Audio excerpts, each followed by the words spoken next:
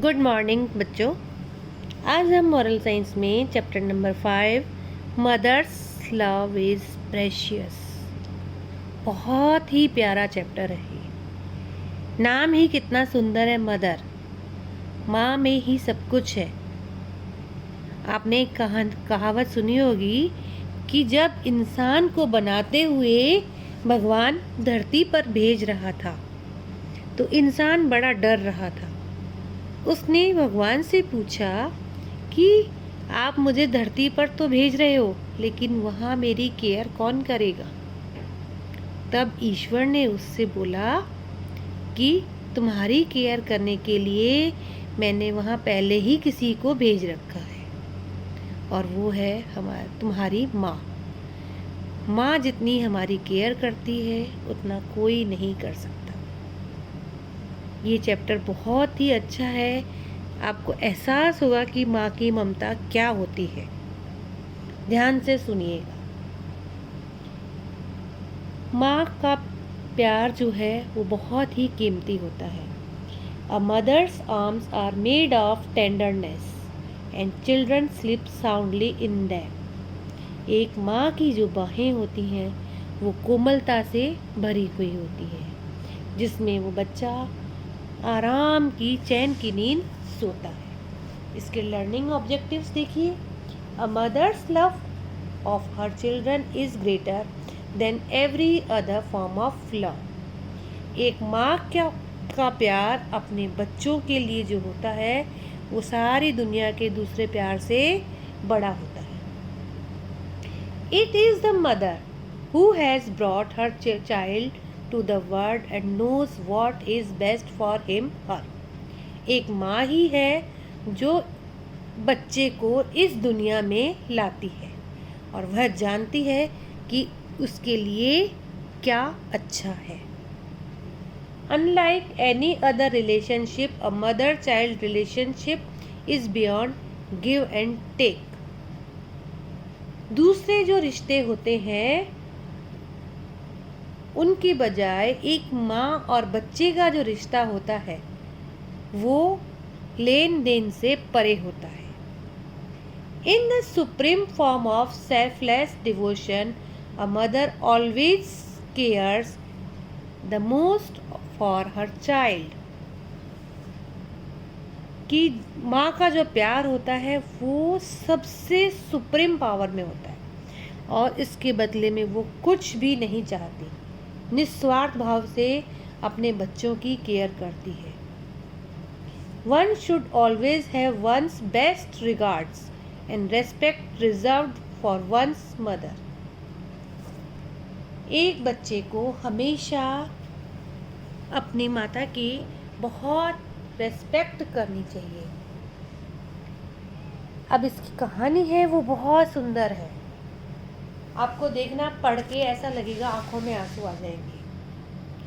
ज़ोइल्स mother was a constant source of embarrassment for him. The little boy's father had died when he was very young. His mother was the only person he could call his family, yet he never felt the attachment that a child normally feels for his mother। ज़ोइल एक बच्चे का नाम है। उसकी mummy उसके लिए हमेशा शर्मिंदगी का कारण रही, क्योंकि उस छोटे बच्चे के पिता जो थे वो बचपन में ही गुजर चुके थे और उसकी फैमिली के नाम पर सिर्फ उसकी मम्मी ही थी जिनके साथ उनका कोई अटैचमेंट नहीं था, जैसा कि एक नॉर्मल बच्चे को अपनी मम्मी के साथ होता है। The reason for his dislike was that his mother had only one eye. They did not have much money for and Zoel's mother had to work very hard to bring him up. With only one eye that she had, she worked 15 hours a day in a local factory to make the two ends meet। She was by no means an ugly looking woman, but Zoil always thought God had been very unkind to him in giving a mother that he was not at all proud of। इसका क्या कारण था कि वह अपनी mummy को पसंद नहीं करता था? कि उसकी मम्मी की सिर्फ एक ही आँख थी, एक आँख खराब थी और उनके पास ज़्यादा पैसे भी नहीं थे। इसी कारण जॉयल की मम्मी उसे बड़ा करने के लिए बहुत मेहनत किया करती थी। अपनी एक आँख से भी वो दिन में 15 घंटे एक लोकल फैक्ट्री में काम किया करती थी।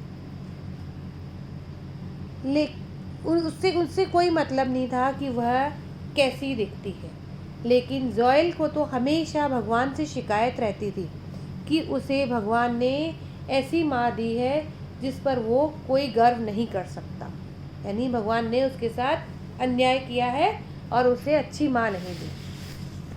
His friends often teased him for being the son of a one-eyed woman. He felt enraged and wanted to hit them, but also thought what his friend said was not untrue. He controlled his anger, but hated his mother more. उसके friends कई बार उसे एक आँख वाली औरत का बेटा कहकर चिढ़ाते थे। इसके कारण उसे बहुत गुस्सा आता था। वह उन्हें मारना चाहता था, लेकिन फिर यह सोचता था कि उसके फ्रेंड्स जो कह रहे हैं वो गलत भी तो नहीं है। वह अपने गुस्से को कंट्रोल में करता और अपनी मम्मी से और ज़्यादा नफरत करता। Joel sometimes thought of running away from her और wish that his mother would go somewhere, but that never happened. The more he wanted to be away from her, more she came closer. She loved him a lot and tried to be as close to him as she could, to take the best care of him within her limited means. Joel कई बार सोचता था कि वह यहाँ से भाग जाए और कई बार सोचता कि काश उसकी मम्मी कहीं चली जाए, लेकिन ऐसा नहीं हुआ। जितना वह उनसे दूर होना चाहता था, वह और उसके पास होना चाहते थे। वह उससे बहुत प्यार करते थे और उसके और क्लोज होना चाहते थे, और जितना वो उसकी केयर कर सकती थी अपने छोटे से साधनों से, वह उतनी उसकी केयर करती थी। One day there was a function at Joel's school for which parents of all the students had been invited. Every other child was happily and proudly introducing her mother, father to other children. But Joel was praying to God that his mother did not come. एक बार Joel के school में एक function था जिसमें सारे students के parents को बुलाया गया था। दूसरे सारे बच्चे बड़ी खुशी से अपने मम्मी पापा को इंट्रोडक्शन दूसरे बच्चों से करवा रहे थे, लेकिन जोएल तो भगवान से प्रार्थना कर रहा था कि उसकी मम्मी ना आए। But she did manage to come to the school with her one eye and embrace him. Some children laughed at him on his face while others made fun of him behind his back. Joel felt extremely ashamed of his mother and his life. When they came home, he plainly told his mother, "Why did you have to come at all? Why do you always make me a laughing stock before everyone? Why are you alive? Why do you not join my father in death and just vanish from my life?" लेकिन उसकी mummy जैसे तैसे manage करके अपनी एक आँख से school आई और उसे शर्मिंदगी उठानी पड़ी, क्योंकि कुछ बच्चों ने उसके सामने ही उसका मजाक बनाया, कुछ ने पीठ पीछे उसका मजाक बनाया, जिससे कि जोएल को अपनी मम्मी के कारण अपनी लाइफ में बहुत बड़ी शर्मिंदगी उठानी पड़ी। जब वे घर आए तो उसने अपनी मम्मी से साफ शब्दों में कह दिया कि तुम वहाँ क्यों आई और हमेशा मेरे लिए शर्मिंदगी का कारण या हंसी का पात्र मुझे क्यों बनाती हो? तुम जिंदा क्यों हो? मेरे पापा के साथ तुम भी मर क्यों नहीं गई? तुम मेरी ज़िंदगी से चली क्यों नहीं जाती? Joel's mother did not say anything. This angered Joel more and he went to his bed huffing and puffing. when he woke up in the middle of the night and went to the kitchen to get a glass of water. He could hear some faint sound of sobs. He realized his mother was sobbing, but he did not care. He did not feel guilty for treating her badly. He said to himself, "Serves her right, she deserved every word what I said." Joel की mummy ने कुछ नहीं कहा और Joel गुस्से में अपने bed पर चला गया और सो गया। और जब आधी रात को उसकी आंख खुली तो वह किचन में पानी का ग्लास लेने गया। वहाँ उसे कुछ सुबकने की, रोने की आवाज़ आई। उसे एहसास हुआ कि उसकी मम्मी वहाँ पर रो रही है, लेकिन उसने उनकी कोई केयर नहीं की और उसे कोई गलती का एहसास भी नहीं हुआ कि उसने अपनी मम्मी के साथ कितना बुरा व्यवहार किया है, बल्कि वह तो अपने आप से बोला कि उनके लिए यही सही है। मैंने जो कहा वो ये शब्द डिज़र्व करती है। A few years later, after completing his school, Zoil slipped out of his home without telling his mother. He went to a big city and tried to get an admission to a reputed college. Since he was a good student and had scored well in his school, he got admission with a scholarship. कुछ साल बीते, उसके school की पढ़ाई पूरी हो गई और जोएल अपनी मम्मी को बिना कुछ कहे घर से चला गया। वह एक बहुत बड़े शहर में गया। वहाँ उसने एक जाने माने कॉलेज में एडमिशन लिया। हालांकि वह एक बहुत अच्छा स्टूडेंट था, उसके नंबर बहुत अच्छे आते थे, इसीलिए उसे स्कॉलरशिप के बेस पर एडमिशन मिल गया। He worked very hard on his studies and made sure he kept no contact with his mother anymore. After his studies, he succeeded in securing a well-paid job in a big company and settled in the same city. Now he was a respected man and had a nice household, but he had no seen or spoken to his mother for years. उसने अपनी पढ़ाई में बहुत मेहनत की, लेकिन अपनी mummy से कोई कांटेक्ट नहीं रखा। अपनी पढ़ाई के बाद उसे एक बहुत बड़ी कंपनी में बहुत अच्छी नौकरी मिल गई और वह उसी शहर में वहीं सेटल हो गया। वह एक बहुत ही जाना माना व्यक्ति था। उसने अपना खुद का घर भी ले लिया था, लेकिन इतने सालों में उसने ना अपनी मम्मी को कभी देखा, ना उनसे कभी बात की। His mother, now an old lady, come to visit him one day, but he refused to recognize her. "I don't know who you are, and I do not entertain unknown guests. Never come back to this place again," he said to her. अब उसकी mummy एक बूढ़ी औरत हो चुकी थी। एक दिन वह उसके पास मिलने के लिए आई, लेकिन उसने उन्हें पहचानने से साफ इनकार कर दिया कि मैं नहीं जानता कि तुम कौन हो और मैं अनजान मेहमानों का स्वागत नहीं करता। दोबारा कभी भी यहाँ मत आना, यह उसने अपनी माँ से कहा। The mother did not complain, she return quietly.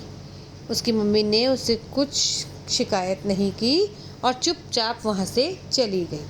A few days later, Joel happened to visit his old town for some work. Out of sheer curiosity, he went to the place where he had lived as a child with his mother. She was not there and the house was locked. कुछ दिनों के बाद Joel को कुछ काम से उस पुराने कस्बे में जाना पड़ा। उत्सुकता के कारण उसके मन में कुछ ऐसी जिज्ञासा हुई जिसके कारण वह उस जगह कहाँ गया जहाँ पर वह अपनी मम्मी के साथ बचपन में रहता था। वह अब वहाँ नहीं थी और घर को ताला लगा हुआ था।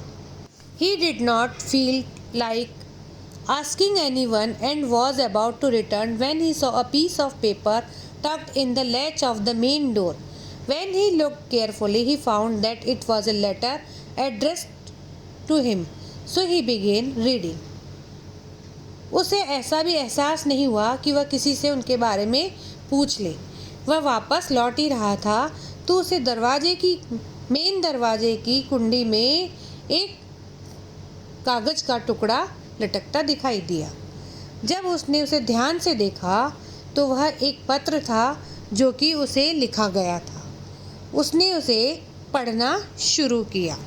माई dear son, I might be dead when you see this letter, but I have no regret. I visited your home in the city and saw that you had become a big and prosperous man. That was all that I had wanted to see. I am sorry for embarrassing you.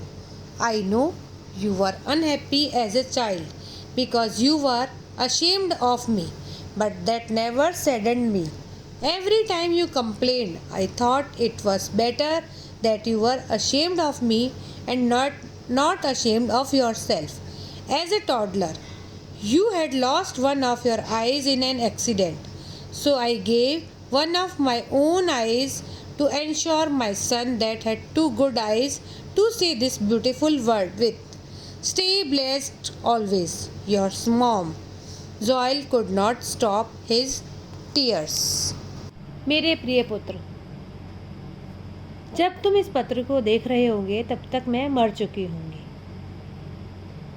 मुझे इस बात का कोई दुख नहीं है। मैं शहर में तुम्हारे घर आई थी और तुम्हें एक बहुत बड़े धनवान और बड़े इंसान के रूप में मैंने देखा, जैसा कि मैं तुम्हें देखना चाहती थी। मैं तुमसे माफ़ी मांगती हूँ कि तुम्हें मेरे कारण शर्मिंदगी उठानी पड़ी, और मैं जानती हूँ कि बचपन में तुम मेरे कारण बहुत दुखी हुआ करते थे कि मेरे कारण तुम्हें शर्मिंदगी उठानी पड़ती थी। लेकिन इससे मुझे कोई दुख नहीं हुआ, क्योंकि हर बार तुमने मुझे कंप्लेन की। मैं सोचती थी कि तुम्हें अपने आप से शर्मिंदगी हो, उससे अच्छा है कि मेरे कारण तुम शर्मिंदा हो रहे हो। जब तुम बहुत ही छोटे बच्चे थे तो एक एक्सीडेंट में तुम्हारी एक आँख खत्म हो गई थी, इसीलिए मैंने तुम्हें अपनी एक आँख दे दी, जिससे कि मेरा बेटा इस पूरी दुनिया को, बहुत सुंदर दुनिया को, अपनी दोनों आँखों से देख सके। मेरा आशीर्वाद हमेशा तुम्हारे साथ है। तुम्हारी माँ। Joel could not stop his years. Joy के आँखों से आंसू ही नहीं रुक रहे थे। ये देखा बच्चों अपने माँ का प्यार, कि किस तरह से जिस माँ को शर्मिंदगी उठानी पड़ी, और उसका कारण क्या निकला कि उसका तो कोई दोष ही नहीं था। उसने तो पूरे मन से प्यार किया, लेकिन अपनी एक आँख भी अपने बच्चे को दे दी। उसे ये नहीं लगा कि मैं शर्मिंदा हूँ, बल्कि मेरा बच्चा शर्मिंदा हो। उससे तो अच्छा है कि मुझे शर्मिंदगी उठानी पड़े। माँ के प्यार की तुलना कभी किसी से नहीं की जा सकती है। Thank you.